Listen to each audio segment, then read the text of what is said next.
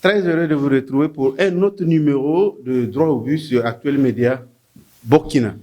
Le féminisme est un ensemble de mouvements et d'idées philosophiques qui partagent un but commun, définir, promouvoir et d'atteindre l'égalité entre les hommes et les femmes.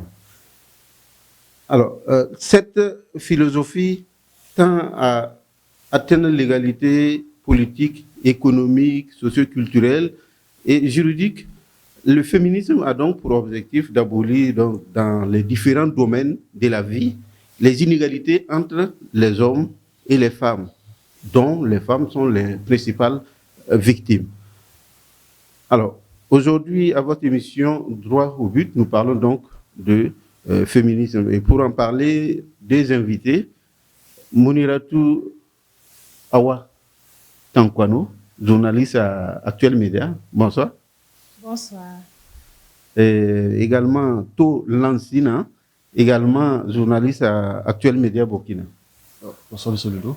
Bonsoir. Alors, on parlait, je disais donc qu'on va parler du féminisme, mais d'après vous, quelle est votre appréhension sur le féminisme d'une manière générale et le féminisme au Burkina Faso? Monsieur Lansina.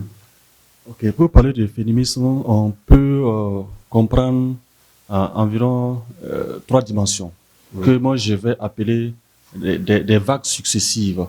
La première vague, c'est avant les années 1800 où le féminisme est né pour en fait parler essentiellement d'égalité.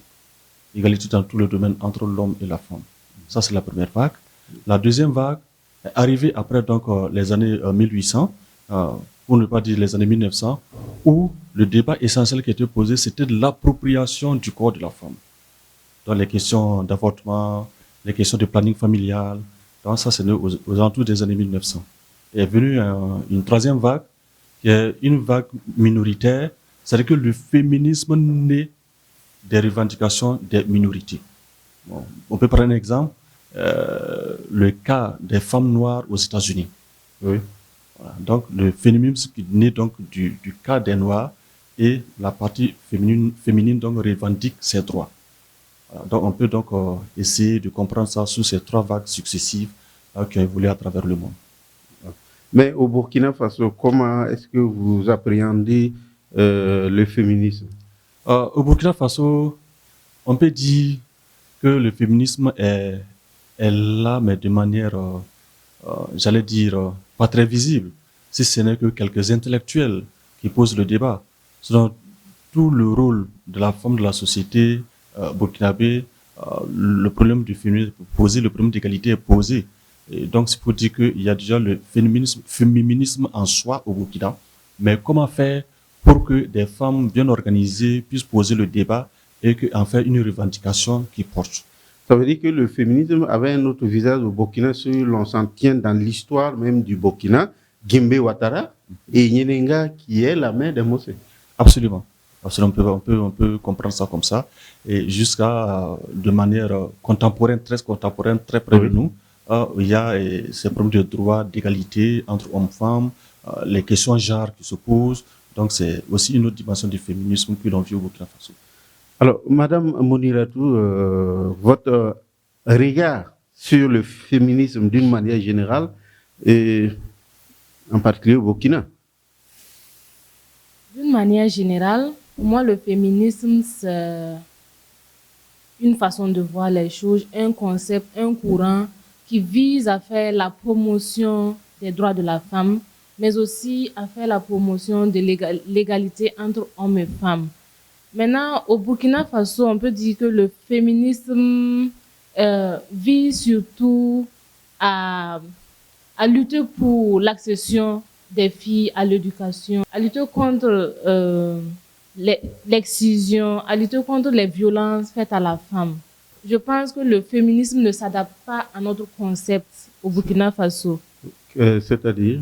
C'est-à-dire que on importe d'ailleurs les valeurs d'ailleurs et on oublie nos valeurs africaines, nos valeurs burkinabées. Dans la société africaine, dans la société burkinabé, la femme a toujours eu une place.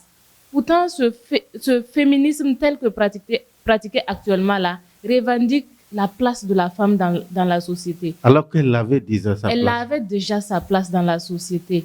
Et en fait, je suis pour le féminisme qui lutte contre les violences faites aux femmes, qui lutte pour la scolarisation de la jeune fille. Et même pas seulement la jeune fille, mais pour la scolarisation des enfants.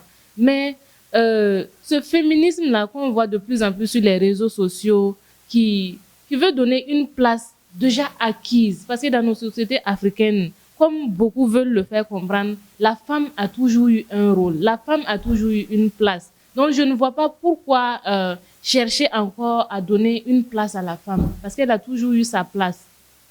Si l'on vous suit bien, le féminisme tel que pratiqué au Burkina semble ne pas avoir de raison d'être. Je ne dirais pas que ça n'a pas sa raison d'être. Je veux parler par exemple les féministes médiatisés. Et on voit que, bon, c'est un constat, je peux me tromper, mais on voit de plus en plus, surtout avec l'avènement des réseaux sociaux, beaucoup de féministes, mais sur le terrain, concrètement, difficile de les voir, non? Oui, en dehors exactement. De certaines structures. Quand il s'agit de sortir faire un direct sur les réseaux sociaux, beaucoup sont plus promptes à réagir. Plus promptes à réagir. Mais alors que en amont, il y a un véritable travail à faire. Il y a des femmes qui souffrent vraiment dans leur peau, qui sont vraiment dans le besoin. Et on passe à côté de ces femmes-là pour s'attaquer à des questions d'égalité, à des questions de quota, genre. Moi, je dirais plus, je ne vois pas la relation homme-femme comme une relation de dominé à dominant ou une relation où il faut l'égalité entre hommes et femmes. Pour moi, la relation entre femmes, on ne doit pas parler d'égalité, on ne doit pas parler d'équité, mais plutôt de complémentarité. Parce que chacun a son rôle à jouer dans la société. On doit être complémentaire. Donc, je ne conçois pas le féminisme qui lutte pour l'égalité entre hommes et femmes, mais plutôt je vois le féminisme qui se veut créer une relation complémentaire entre l'homme et la femme, lutter pour les droits fondamentaux de la femme. Si on prend un exemple banal, à diplôme égal, salaire égal. Exactement. D'accord. Monsieur Lassina, tel que le féminisme est pratiqué au Burkina, comment vous voyez la suite? Est-ce qu'on ne peut pas recadrer tout ça pour que le féminisme puisse profiter à la femme burkinabé, même de loin, de hors de Ouagadougou, parce qu'on a tendance à voir que le féminisme ne profite que ceux qui sont dans les capitales. Absolument. On pourrait effectivement recadrer les choses, réorganiser, parce que je pense que, à part les quelques intellectuels femmes et quelques intellectuels hommes qui posent le débat, la femme dans l'arrière-pays ne sait pas ce que c'est que le féminisme. La femme dans l'arrière-pays, effectivement, a des questions essentielles. Comme nous évoluons dans un monde globalisant, nous sommes sous le joug du capitalisme militaire et capitalisme qui gagne toujours. Il va falloir donc revoir les choses. Parce que pour que la femme soit autonome, si on prend le cas d'égalité dans les concepts socio-économiques, la femme doit avoir accès au crédit. Si la femme doit avoir accès au crédit, et elle est paysanne, elle doit avoir accès à la terre. Est-ce que la femme a accès à la terre? Ces questions de féminisme doivent se poser en ces termes. Si l'homme a accès à la terre, est-ce que la femme a accès à la terre? Si nos us et coutumes nous ont démontré qu'il y avait une place accordée à la femme pour jouer son rôle dans la société, les choses ont évolué. Nous sommes dans un monde en perpétuel changement. Nous sommes dans un capitalisme et il faut donc tenir compte de ce concept-là en posant donc les questions d'égalité entre hommes et femmes et en posant ces questions de féminisme-là à l'heure actuelle. Oui. D'accord, je suis parfaitement d'accord avec vous, Monsieur To. Mais moi, je pense qu'on ne doit pas décrocher avec nos traditions. Quand je dis tradition, je parle bien sûr des bonnes mœurs, de nos coutumes. Oui. Je prends l'exemple de la femme. Chez moi, par exemple, je suis gourmanché. Il y a certains rites que la femme ne peut pas faire. pas parce qu'elle est l'inférieure de l'homme, mais parce que elle donne la vie. Donc, ôter la vie, par exemple, elle ne peut pas le faire. Donc, c'est interdit à la femme d'égorger, par exemple, un poulet, d'aller à la chasse, par exemple, parce qu'elle donne la vie. Donner la vie est plus sacré que enlever la vie. Donc, c'est pour cela que la femme, il y a certains interdits pour la femme. Non pas parce qu'elle est inférieure à l'homme. Je prends chez les Gurunsi, par exemple. Je ne sais pas si je me trompe, mais je pense que chez les Gurunsi, la femme peut égorger un poulet. C'est leur tradition. Et en fait, on doit adapter en fonction de nos traditions, de nos coutumes. Parce que dire que la femme, parler d'égalité entre l'homme et la femme, ça veut dire que si l'homme peut égorger un poulet, la femme aussi peut égorger le poulet. Si l'homme sort à 21h, la femme peut sortir à 22h. Ou bien? Exactement. Alors que moi, je pense que la nature ne fait rien au hasard. Tout est bien ordonné, tout a été déjà préétabli. Il y a des choses, je ne dirais pas des choses pour des femmes, mais il y a des choses tellement délicates pour la femme. Oui. Et des choses délicates aussi pour l'homme. Est-ce que ce n'est pas cette volonté manifeste de l'homme de renverser cet ordre établi, cet ordre divin établi, si on peut dire ça comme ça, que certains problèmes arrivent et puis parfois on n'arrive pas à... Exactement. Moi, je pense que si on en est à parler de féminisme, d'égalité entre hommes et femmes, c'est parce que les gens ne restent pas à leur place. Sinon, dans toutes les coutumes, dans toutes les religions, on dit de ne pas frapper la femme. On dit de respecter la femme. On dit de donner la parole à la femme. Mais combien le font? Combien donnent la parole à la femme? Combien d'hommes battent leurs femmes dans les foyers? Donc, c'est parce que les gens ne respectent pas les choses déjà préétablies par la nature qu'il y a problème. Est-ce qu'on, la scène à ce rythme, c'est pas les besoins financiers? Si je vais bien voir les Occidentaux, dans le souci de promouvoir les droits de la femme, l'égalité entre l'homme et la femme, envoient des fonds, on voit des ONG qui pullulent dans nos contrées, et soit dirigées par des locaux ou tout simplement des Occidentaux qui sont venus eux-mêmes s'installer parce qu'ils veulent promouvoir. Et le relais local voit qu'il y a beaucoup d'argent à prendre. Est-ce que ce n'est pas cette façon également de voir les choses qui font que ça n'avance pas ou ça recule? Oui, il y a aussi ça, le féminisme militant, qui donne la possibilité à des groupuscules, à des organisations, d'avoir une mainmise sur un certain nombre de femmes pour porter leur voix. Donc, en ce sens, on comprend ce féminisme-là et qui est militant, j'allais dire, et qui veut en fait faire la promotion de la femme. La question de la promotion de la femme, la question du féminisme, c'est une réalité, parce que ce que la nature a préétabli peut être dépassé par l'évolution du monde. Et si elle est dépassée par l'évolution du monde, qu'est-ce qu'il faut pour que ce féminisme-là puisse être pris en compte pour que nous vivons dans un monde harmonieux. Et pour cela, donc, il y a ces revendications qui ont passé par ces trois phases-là d'égalité, de la possession même de leur corps et du droit des minorités à revendiquer ce féminisme-là, en passant par ces trois filtres. Trois étapes sur ce dont j'avais parlé. Maintenant, nous sommes allés un peu plus haut pour poser le problème de féminisme-là, militant, à travers les ONG, à travers les politiques. Et la femme a droit à faire de la politique. Elle a droit à s'organiser. Si la société s'organise en marge de la femme, ce n'est pas une société égalitaire. Donc, la femme doit avoir son rôle à jouer dans cette société moderne-là qui nous régisse puisque nous vivons dans une république. Et quand nous vivons dans une république, chacun doit apporter sa quote-part. La femme doit apporter sa part. Et je pense que c'est ce que la Constitution nous garantit. Tous les citoyens naissent libres et égaux en droit. Absolument. Alors, Madame Moniratou, dites-nous, vous avez parlé tout à l'heure, quand il s'agit de faire des directs pour parler de la femme, dénoncer de ce que les femmes vivent, d'autres sont prêtes. d'après vous, les réseaux sociaux ne vont pas contribuer à galvauder la lutte pour préserver, sinon pour promouvoir et permettre à la femme de s'épanouir au Burkina? Je vais parler du féminisme. Est-ce que le féminisme ne sera pas tel que fait sur les réseaux sociaux au Burkina? On voit quelques jeunes filles qui s'excitent au quotidien sur les réseaux sociaux. Bien sûr. Les réseaux sociaux, de nos jours, on peut les utiliser comme on veut.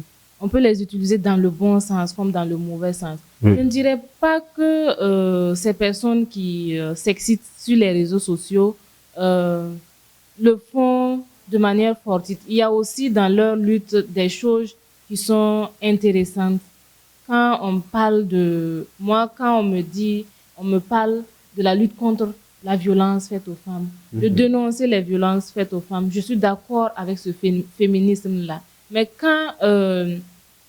j'ai l'impression que le féminisme tel que pratiqué au Burkina, on ne donne pas la parole aux principales concernées.